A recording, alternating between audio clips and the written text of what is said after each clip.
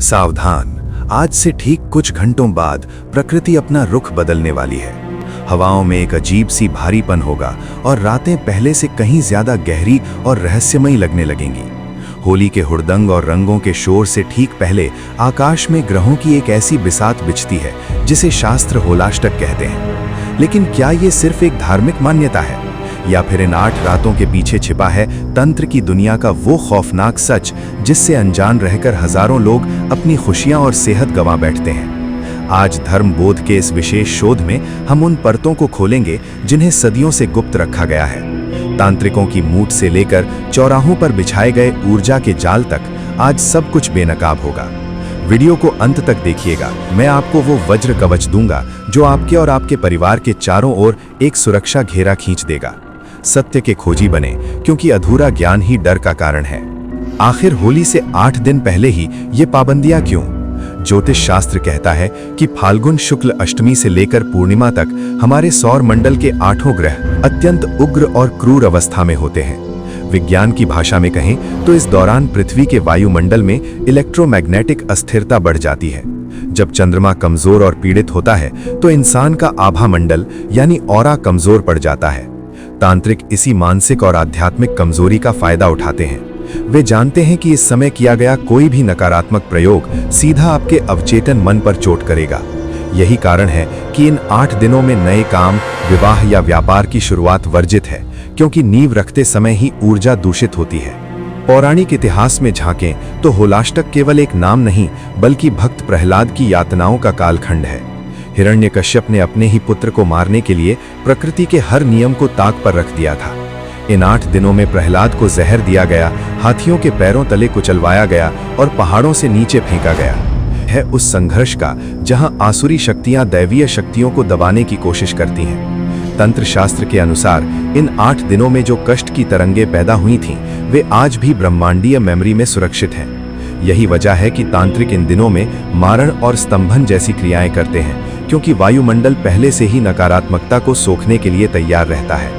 क्या आप जानते हैं कि प्राचीन ऋषियों ने होलाष्टक के लिए विशेष अग्नि अनुष्ठान क्यों बनाए थे? क्योंकि अग्नि ही वो तत्व है जो इन सूक्ष्म नकारात्मक तरंगों को जलाकर भस्म कर सकती है। अक्सर आपने सुना होगा कि इन दिनों में चौराहे से बचकर निकलना चाहिए, लेकिन इसके पीछे का सच क्या है? चौराहा वो मिलन बिंदु है जहां 4 अलग अलग दिशाओं की ऊर्जाएं आपस में टकराकर एक भंवर तांत्रिक अपनी बला, अपनी बीमारियां या अपने ऊपर आई किसी तांत्रिक काट को एक वाहक यानी मीडियम में बांधकर वहां छोड़ देते हैं। नींबू पर गाढ़ा गया सिंदूर, काले उड़द की ढेरी या कपड़े में लिपटी सुइयां, ये सिर्फ सामान नहीं बल्कि एक एनर्जी सिग्नेचर है। अगर कोई अनजाने में इन्हें लांघ लेता है तो वो नकारात्मक ऊर्जा एक परजीवी की तरह उसके ऑरा से चिपक जाती है। इसके लक्षण तुरंत नहीं दिखते, लेकिन धीरे धीरे घर में बेवजह क्लेश, व्यापार में अचानक गिरावट और गंभीर बीमारियों का सिलसिला शुरू हो जाता है। अगर आपको अपने घर के बाहर या रास्ते में ऐसी सामग्री दिखे तो घबराएं नहीं, बल्कि उसे लांघने की जगह अपना रास्ता बदल लें। अब बात उस विषय की जिससे दुनिया कांपती है, मूठ का प्रयोग। अथर्ववेद के गुप्त तांत्रिक सूक्तों में इसका वर्णन मिलता है। मूठ दरअसल एक तीव्र ऊर्जा का गोला है जिसे मंत्रों की शक्ति से एक निश्चित लक्ष्य की ओर प्रोजेक्ट किया जाता है। होलाष्टक में ये क्रिया सबसे प्रभावी होती है क्योंकि आकाश में अग्नि तत्व प्रधान होता है। लेकिन यहाँ एक बड़ा रहस्य है, कोई भी काला जादू या मूठ आप पर तभी काम करेगी जब आपका आभा मंडल यानी ऑरा कमजोर होगा। तांत्रिक पहले आपके मन को डराते हैं, क्योंकि डर ही वो रास्ता है जिससे सुरक्षा कवच में सेंध लगती है। अगर आपका सूर्य और बृहस्पति मजबूत है और आपकी इच्छा शक्ति दृढ़ है तो दुनिया का कोई भी तांत्रिक आपका बाल भी बांका नहीं कर सकता। आगे जो मैं आपको उपाय बताने वाला हूं वो इसी आभा मंडल को वज्र के समान मजबूत करने के लिए हैं। अब ध्यान से सुनिए, ये वो विधियां हैं जो सदियों से ऋषियों ने हमें दी हैं ताकि हम अपनी रक्षा कर सकें।